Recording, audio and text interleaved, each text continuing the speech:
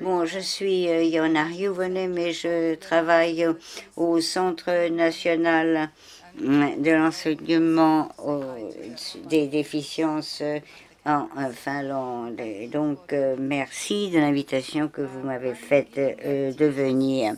Alors, je vais regarder les choses sous l'angle des professeurs et des enseignants s'agissant de l'école inclusive, voir comment dans la formation des maîtres c'est pris en compte dans toute la Finlande, dans différentes écoles, en différentes zones du pays. Je sais qu'il y a des différences importantes entre les écoles, mais je voudrais me focaliser sur le côté positif et vous expliquer comment les choses sont faites en Finlande, dans les écoles qui ont réussi dans ce domaine et dans cette voie. Alors, j'ai beaucoup de diapositives à vous montrer et je vais parler lentement pour que vous puissiez bien comprendre. D'abord, le contexte. Comme nous l'avons entendu dire hier, le système d'éducation finlandais est basé sur la philosophie de l'inclusion, mais cela depuis longtemps. Notre éducation de base est la même pour tous. Et donc, il n'y a pas en fait de méthode conventionnelle et les élèves sont acceptés de façon à pouvoir y terminer avec leur éducation de base. Il n'y a pas de catégorisation au niveau des difficultés, des déficiences dans le système finlandais. Comme je l'ai dit, c'est quelque chose que nous avons abandonné. Et donc au niveau du soutien, le soutien c'est évidemment de le donner selon les besoins des élèves. Notre éducation et l'instruction est donnée dans les écoles, disons, ordinaires, où chaque enfant reçoit le soutien dans son école sur une base très souple de forme de soutien. Alors, dans les écoles, bien sûr, on se focalise sur le fait qu'il faut vraiment donner le soutien qui convient pour éviter les difficultés. Donc, il y a trois catégories qui émergent. Et là, vous voyez les trois catégories. Donc, un soutien généralement accordé à tous, un soutien intensifié pour ceux qui ont besoin d'un peu plus, ceux atteints de dyslexie ou des difficultés particulières en matière de présence ou de mathématiques, et puis un soutien spécial pour ceux pour qui le soutien intensifié ne suffit pas. Et donc également pour les enfants. Et les gens, bien sûr, qui apportent tout ça, ce sont bien sûr des enseignants de la classe, aidés par des enseignants spécialisés dont le but commun est vraiment de faire en sorte que l'école soit un endroit harmonieux pour tous. Donc, alors, au niveau de la coopération entre professeurs et enseignants, c'est tout à fait essentiel pour apporter le soutien aux élèves au niveau du soutien général, mais lorsqu'on en vient au soutien intensifié et spécial, on fait appel à des équipes polyvalentes et multi-sujets et une décision quant aux besoins spéciaux individualisés. Donc le soutien intensifié, comme on l'appelle, il y a 5 ans, on a pensé que 50% des élèves avaient besoin, à un moment quelconque de leur vie scolaire, d'un soutien intensifié. C'est sur cette base que nous sommes partis. Pour l'instant, nous sommes au milieu, en fait, d'une réforme des cursus scolaires et des programmes. Et donc, à la base, il faut bien sûr qu'il y ait les éléments de base, mais il faut également que ces éléments de base correspondent aux élèves, donc sur la base de l'évaluation de la méthode. Donc il faut bien sûr un environnement d'apprentissage et des méthodes qui soient traitées. Et, les autorités des collectivités locales doivent collaborer également à tout cet effort.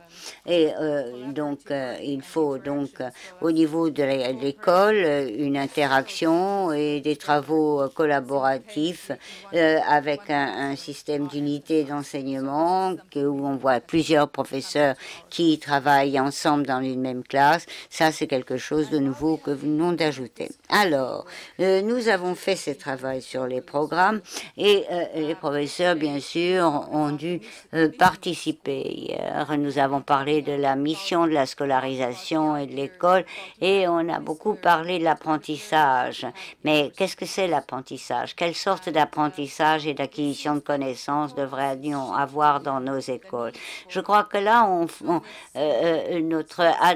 le focus se change parce que quant aux bases de connaissances nécessaires, là aussi l'idée qu'on s'en fait change. C'est pas seulement de remplir la tête d'informations, n'est-ce pas, et d'avoir des bons résultats sur les enquêtes PISA. On devrait aller plus loin, c'est-à-dire qu'on demande pour que quelqu'un fonctionne bien dans la société, il faut qu'il ait appris à vivre avec les autres et même aller même plus loin. J'aime bien cette image. Je sais qu'il y a des Suédois aussi dans la salle. C'est bien sûr un peu de publicité pour notre équipe de hockey sur glace. Il y a bien, il faut fonctionner dans une société comme dans une équipe sportive, n'est-ce pas? Tout cela demande des compétences individuelles et beaucoup de travail.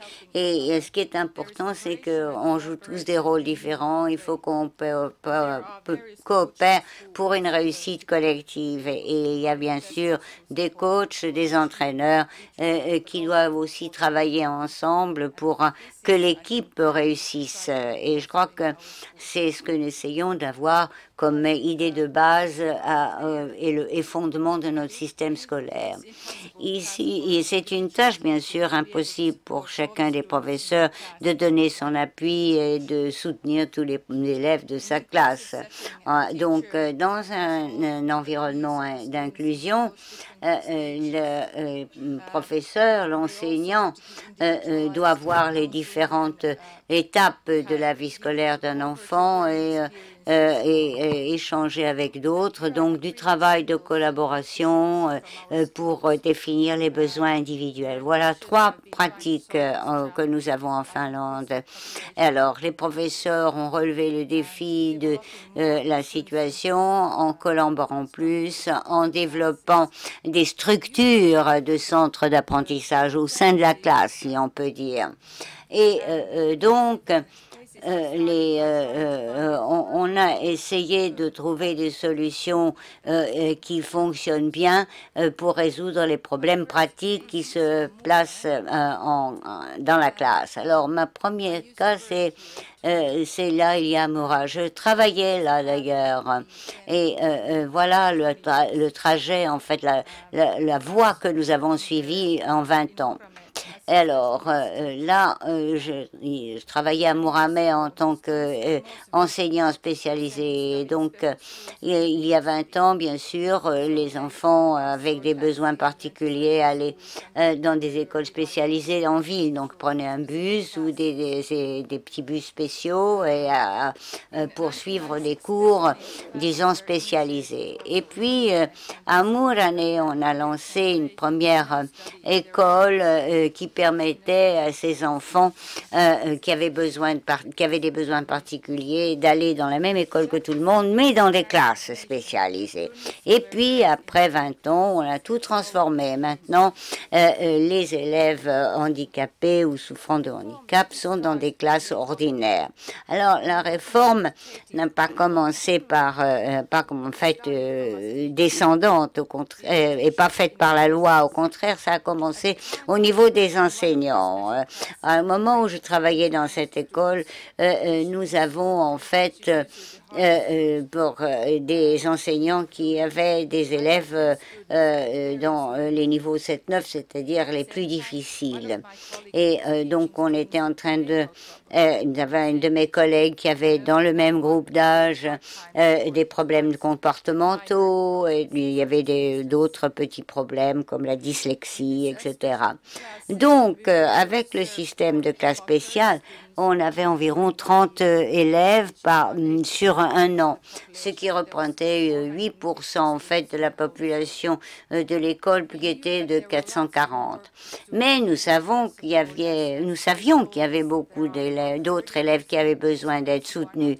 On nous disait d'ailleurs qu'il y avait presque 30% des autres élèves qui auraient eu besoin de soutien sans justifier d'un système spécialisé, d'un soutien spécialisé. Et puis on avait des problèmes aussi d'enfants avec leur santé, et donc dans des problèmes de sous-culture, il y avait des problèmes de brimade entre les enfants qui étaient dans les classes normales et les autres. Donc en fait, on a regardé ce qu'on pouvait faire au niveau de ces classes spécialisées, du soutien que l'on pouvait donner aux autres. Nous avions un principal et un proviseur extrêmement souple dans son esprit, et il a dit très bien, à partir de la rentrée de 2000, on va mettre tout le monde dans la même classe. Donc au lieu d'avoir 3 classes séparées, nous avons commencé en fait 3 catégories avec 3 professeurs dans la même classe. Le professeur pour ceux qui avaient besoin d'un soutien spécialisé et un autre. Et on a regardé. Nous pensions que c'était un modèle qui était un modèle responsable, n'est-ce pas? Donc, quel que soit le diagnostic qu'on avait posé pour les élèves et le besoin de soutien qu'on avait défini pour ce groupe ou un autre, le système s'appliquait à tous. Donc, on a travaillé en fait avec le même groupe d'âge de 7 à 9 et on essaie à la veiller à ce qu'au niveau de la promotion dans les niveaux scolaires, et le suivi était toujours donné. Nous avons utilisé quand même, on a mis au point un système qui faisait appel aux ressources qu'on nous a données avec les professeurs spécialisés, les psychologues, etc. On a mis tout le monde en fait dans la même piscine, si je peux dire, pour voir comment tout le monde allait nager ensemble. Et donc sur une base permanente. Aujourd'hui, ça veut dire que tout le monde est dans des classes ordinaires lorsque c'est possible. Bon, bien sûr, il y a toujours un soutien intensif et un soutien spécial avec des VAS, avec des cours de rattrapage, avec des cours de soutien, tout ça, pour répondre aux besoins particuliers des élèves. Et pour l'instant, actuellement, donc, c'est un modèle qui est appliqué dans toutes les municipalités, du plus petit jusqu'au plus grand des élèves à Mourane. Et beaucoup d'autres municipalités en Finlande ont adopté cela. Et même dans le monde entier, parce que je sais qu'il y avait des Canadiens qui utilisaient ce modèle et qui l'appliquaient, à vérifier peut-être. Donc, tout cela, c'est pour une école plus juste. J'aime bien ce terme, une école plus juste. Et on a beaucoup appris. Nous avons appris que personne ne survit tout seul, n'est-ce pas? Mais que ce soit le personnel d'enseignement, l'autre personnel et les élèves, on a tous besoin des uns des autres. On a besoin de nouvelles méthodes de coaching, si on peut dire. C'est ce qu'on a retiré de ça. Et que le co-enseignement, c'est-à-dire l'enseignement par une unité d'enseignement est nécessaire. Pas seulement les spécialistes, mais tout le monde. Travailler avec les parents et les familles au niveau de la transition, c'est également très important. Et on a eu moins de problèmes de comportement après qu'on soit passé d'un système à l'autre, dans ce système, disons, d'immersion dans les classes ordinaires. Alors, qu'est-ce qui s'est passé au niveau des résultats pédagogiques et au niveau des municipalités? Je suis heureux de pouvoir vous dire qu'on ne fait pas des tests tellement en Finlande. Donc, je peux pas vraiment vous donner, en fait, des notes. Mais évidemment, on fait le système, on répond à l'enquête PISA, vous savez. Et donc, au niveau de l'enquête PISA, les écoles de ces municipalités étaient vraiment placées comme étant parmi les meilleures des écoles finlandaises. Ils ont vraiment bien fonctionner en Finlande. D'ailleurs, le rang de la Finlande est tout à fait bon au niveau de l'enquête PISA et ces écoles sont au meilleur rang de l'enquête en Finlande. Et donc, c'est l'égalité, c'est l'équité et les résultats, les bons résultats. C'est le dosage que l'on recherche. Alors, ce ne sont pas des choses et des éléments séparés les uns des autres. Ce que nous avons appris aussi, c'est que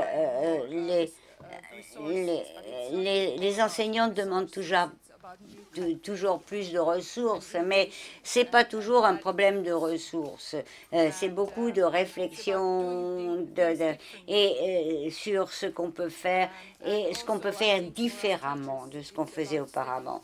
Et pour les enseignants, c'est descendre de leur estrade et de travailler avec les enfants dans un parcours à leur portée. Et la différenciation, c'est pas seulement d'avoir des manuels scolaires différents, c'est de penser différemment. Voilà ce que je voulais vous dire à propos de Muurane. Alors, bien, je sais que mon temps est presque passé, mais je voudrais parler de ce qu'on appelle des unités d'enseignement, comme on les a en Finlande. Et on a d'ailleurs évoqué ça hier, d'ailleurs. Comment est-ce que c'est fait? Souvent en Finlande, on met en fait ensemble, on regroupe deux classes avec un enseignant spécialisé et un enseignant normal, et ça crée un groupe dont les deux enseignants sont responsables. C'est pas en fait un enseignant et un assistant de l'enseignant, ce sont deux enseignants qui font des choses différentes mais sur le même niveau. Et donc c'est tout à fait différent et c'est un processus qui peut avoir des résultats qui vont assez loin, n'est-ce pas? Et les deux professeurs qui travaillent ensemble doivent avoir le partage des valeurs qui leur permettent d'apporter un soutien aux élèves et le soutien sur des déficiences et des compétences différentes, mais qui donnent des résultats attendus. Et je crois que ce sont des exemples que je peux citer ici. Alors, il y a des différences au niveau de la coopération aussi. Il y a des coopérations qui sont virtuelles et les trajets d'apprentissage différents.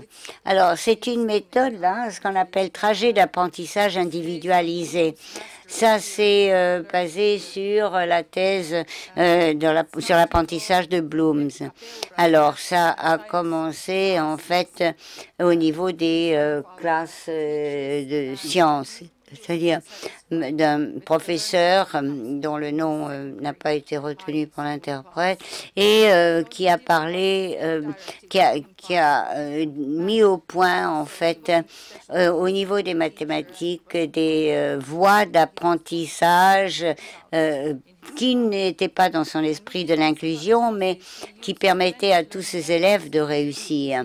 Et donc, il y a eu des méthodes par coopération et aussi des méthodes qui demandaient aux camarades de classe de s'aider les uns les autres. Donc, ça donnait aux élèves la possibilité d'avancer à leur propre rythme. Et donc, il n'y avait pas toujours des tests ou des examens ou des tests qui étaient au même moment pour tout le monde. Dans sa classe, on passait les tests quand on était prêt, de façon à ce que l'élève suivait sa voie à son propre rythme. Et donc, c'est vraiment important.